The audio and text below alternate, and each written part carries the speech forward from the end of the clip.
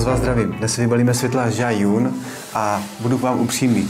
To, co mě na nich zaujalo, je, jak jsou zpracovaná, jaký mají design. Vy se mě dost často ptáte totiž na co nejmenší světla, která jsou určená pro natáčení videa, která jsou přece jenom o něco výkonnější než takové ty přenosné LED diody, které strčíme do batohu, do nějaké jenom boční kapsy, ale prostě něco, co má vyšší výkon, dá se upevnit na stativ, ale v případě, že třeba ten stativ zrovna nemáme kam postavit, tak třeba to světlo je možné držet v ruce. První světlo, které si vybalíme, bude G60, světlo, které má 60 W a k němu, protože toto je verze combo, dostáváme doplňky. Třeba tento malinkatý softbox, který už má dokonce na sobě i grid, to znamená voštiny, takže to světlo lépe směřuje. Další způsob, kterým můžeme to světlo potom modifikovat, tak to je čímkoliv, co si vymyslíme v Bayonetu Bowens, protože si můžeme v tom kombu nasadit tady na to světlo, které si za chvíličku ukážeme, tady tento adaptér a pak pokračovat s tím, co všechno máme ve studiu v Bayonetu Bowens k dispozici. Někdo prostě ten minimalismus preferuje a je to vlastně místo, kterému stačí na to, co sám třeba vytváří. Třeba má menší YouTube pokojíček nebo menší studio, jako mám já. A právě v takovém menším studiu si myslím, že se pak bojuje s prostorem. A to všeho, co si dovedete představit. No a právě tady všude se mi líbí, že ten, kdo si pořídí třeba právě tady takový Molus G60, takže může mít díky jedné brašničce absolutně hotovo. Tady jsou kapsičky, dokonce jsou volné, to znamená, nejsou využité na maximum. Adaptér, který jsem se obával, ale v pořádku, není příliš velký. K adaptéru zde máme dostatečně dlouhý kabel. Mini tripod, hezké. Toto je za mě ten nejdůležitější modifikátor, který tady máme, a to znamená klasický reflektor, ale na něm už byl nasazený tady tento silikon, může vytvořit krásné měkké světlo. A mnohdy to může být jediný modifikátor, který si na tu lokaci sebou vezmeme. Světlo, malinkatá kostička úplně. Vypadá to, jako kdyby to byla nějaká red kamera. Mně to teda připomíná spíš 70. léta, jo, ta kombinace té bílé a těch hranatých tvarů. Je skvělé, že tady máme zvlášť intenzitu a teplotu barev, protože toto jsou bikolorová světla, což třeba mezi náma by bylo zajímavé, kdyby to nebyl bikolor, jestli bychom se třeba dokázali ještě jakože v uvozovkách trošku zmenšit, anebo dostat o něco vyšší světelný zdroj, protože když máte bikolor, tak pochopitelně ty diody uvnitř se dělí o ten mix, který musí usvítit. A to prostě ubírá trošku na intenzitě. Takže kdyby to byl klasický daylight, a mělo to třeba 5600 nebo 5500 kelvinů, jako svítíme tady ve studiu, tak je to obvykle hodnota, ze které se dost často nevychází. Cvak. Hotovo. Nádhera. Pozor, počkat, moment. Tak to je nádhera. Podívejte se na tu nožičku. Jak to má jenom jako z jedné strany. Samozřejmě, že u velkých světel je potřeba obří nohy, protože se snaží udržet jak světlo, tak třeba nějaký obří softbox, ale to je prostě nádhera.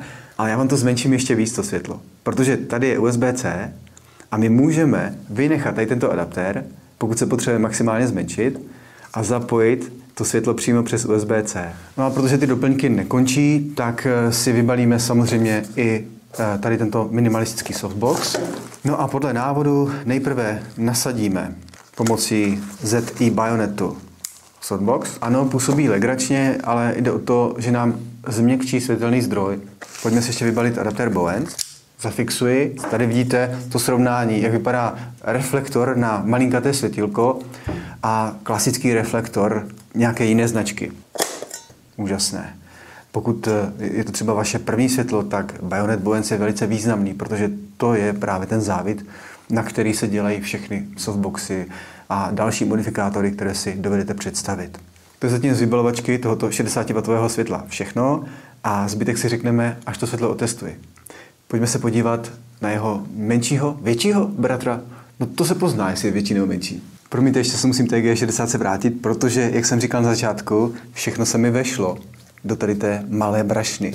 Podívejte, stativ jsem přesunul do kapsy, která byla volná, a pod tady ten adaptér jsem schoval právě ten mini softbox. Nemůžu vás tomu přímo nabádat, asi to tak nebylo myšleno, ale přesto já jsem se o to pokusil a jsem spokojený. Poutko.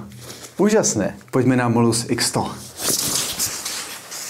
Ano, je o něco větší, protože také vydává o něco vyšší světelný výkon. Budu vás trošku napínat a začnu adaptérem. Bál jsem se, že bude větší a myslím si, že i proto je důležité si ho představit, tak to ukázat. Mimochodem tady vidím takový první rozdíl od varianty G60. Tam byla klasická dvojka, vidlička jenom a zmiňuji to z toho důvodu, že všechno tohle je o něco zase větší. Baterka, protože je to těžké, samozřejmě se dobíjí Cčkem a to, co nechybí tady, a k tomu se dostane později, tak tady je guma, to znamená protisklus. Molus to je ze všech stran přebalený výstražným upozorněním, může hořet.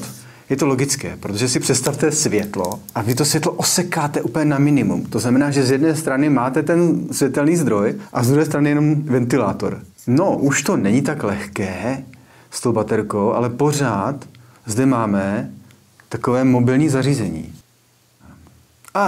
Toto je 100%. To, co je ideální tady na tom světle, je, že když máme tu baterku takto na straně, tak pořád zachováváme tenký profil.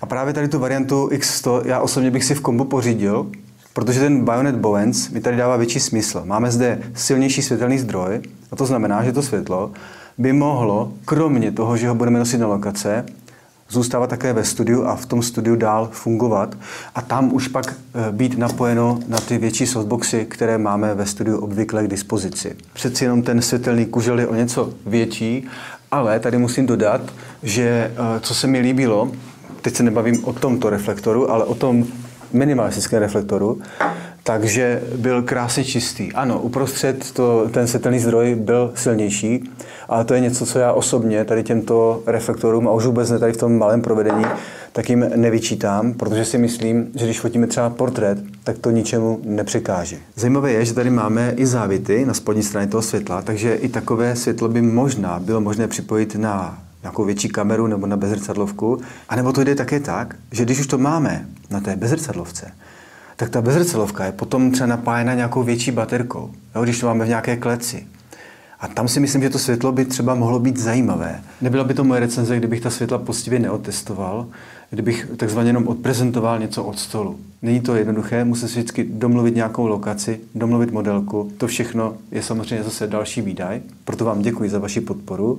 A teprve poté vám řeknu nějaký svůj finální verdikt na tato menší světla.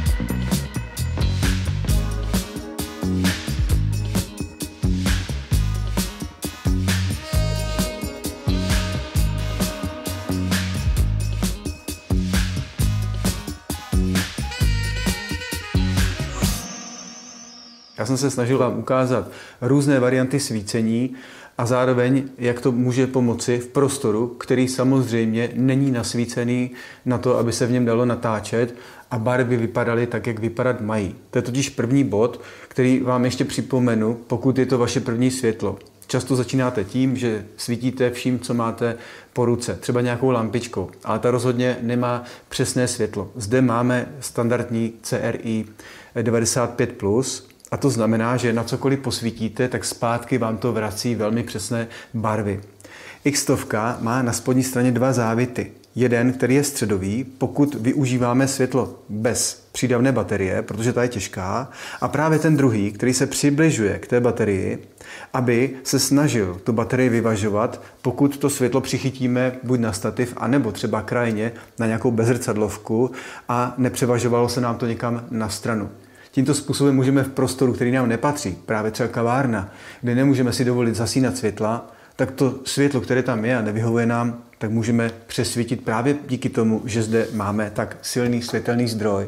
Díky tomu, že zde máme velice lehké světlo, tak jsem si dovolil ten jejich mini stativ prodloužit selfie tyčí a skutečně jsem se vůbec nebál to světlo poté kamkoliv postavit, abych si odrazem tu scénu přisvěcoval, když si na ty objednávala svůj drink. Poté jsme si dali chůzi a tam jsem použil na bezrcadlovce X100. Ano, to světlo je těžší, ale díky tomu, že ta baterka slouží jako grip, má tady takovou gumu, tak jsem si mohl dovolit v jedné ruce držet světlo připojené na tu bezrcadlovku, ale nebylo úplně dotažené, abych tu intenzitu zdůrazňoval, až když ta modelka je dál. To znamená, aby když je blízko, aby nebyla přepálená. Poté jsme se posadili do kavárny, kde X100 byla hlavním světlem a G60 nám fungovala jako kontury. Jo, ať už je to třeba lístní kost modelky, a nebo je to třeba jenom sklenička, tak pokud ta sklenička má nějaký světelný okraj, tak to znamená, že tím pomáháte nějaké plasticitě. Musíte mít foťák, musíte mít světla, musíte mít stativy, ale pořád tak, abyste se odnesli. A to znamená, že jsem znovu použil selfie tyč a jeden světelný stativ. To bylo první svícení a poté jsem ta světla znovu přemístil, protože jsem se zaměřil na detaily a tam jsem potřeboval, aby zase ten stín nebyl příliš vidět, protože jsem natáčel zhora, takže jsem znovu svítil odrazem, abych natočil nejenom, kde se nacházíme, ale také třeba detail, jak si na ty bere telefon. Kdybych vám měl popsat ještě charakteristiku modifikátorů, které máme k dispozici, tak ten samotný reflektor, tady to černé, tak ten se používal pouze odrazem. Samozřejmě je možné svítit přímo, ale to jsou tvrdé stíny. Někdo třeba nemusí mít moc rád, mně se to moc líbí, ale říkal jsem si, tentokrát vás nebudu trápit. S tím difuzérem poté, tak to je úžasné. To máte pocit, jako kdybyste svítili softboxem. Je to nádherně rozplynulé světlo do prostoru. Prostě nepotřebujete v podstatě řešit vůbec nic. Dokážu si představit, že by to byl třeba jeden jediný světelný zdroj, který byste dali někam nad sebe a mohli vést třeba i dialog s někým. Ale samozřejmě, pokud takové světlo, které je třeba měkčí, chcete trošku usměrnit, no tak pak je lepší si pořídit tady tento softbox k tomu, protože díky tomu, že ten softbox má tady ty mřížky, boštiny, jo, tak když se podíváte, tak ten světelný zdroj přeci jenom svítí víc na ten směr, který potřebujete nasvítit a nesvítí tolik kolem. Já když to samé udělám tady s tímto světlem, tak můžete vidět, moment, já tam dám trošku silnější, jo, tak můžete vidět, že to svítí víc do prostoru. Jo, že když tím takto otáčím, tak to ani nevidíte. Baterka není malá ani lehká, ale je potřeba si uvědomit, že zde máme silný světelný zdroj a podle výrobce dokáže svítit až 30 minut. V té mojí praxi, kdy jsme pracovali asi 2 hodiny, tak jsem se dostal na poloviční kapacitu baterie a svítil jsem zhruba 50%, jo, v průměru. To, co mě ale hodně potěšilo, je, že když tu baterku odpojím, tak s ní můžu napájet třeba právě G60. Je to plnohodnotná powerbanka. Takže cokoliv, co připojím přes USB-C, tak ta baterka může zásobovat a znovu se tím rozšiřuje využití tady toho světla, které prostě máme v batohu. Světla, kromě jiné intenzity, sdílí stejné hodnoty. Ať už je to třeba změna teploty barev, protože jsou to oba bikolory, kde začínáme na 6500 Kelvinů a končíme na 2700 Kelvinech. Nejenom, že můžeme vypínat hlavním vypínačem, ale zároveň, když podržíme to tlačítko, kterým se nastavuje jas, tak si můžeme vybrat, zda chceme normální zapojení, anebo takzvané live, které se používá ve studiu.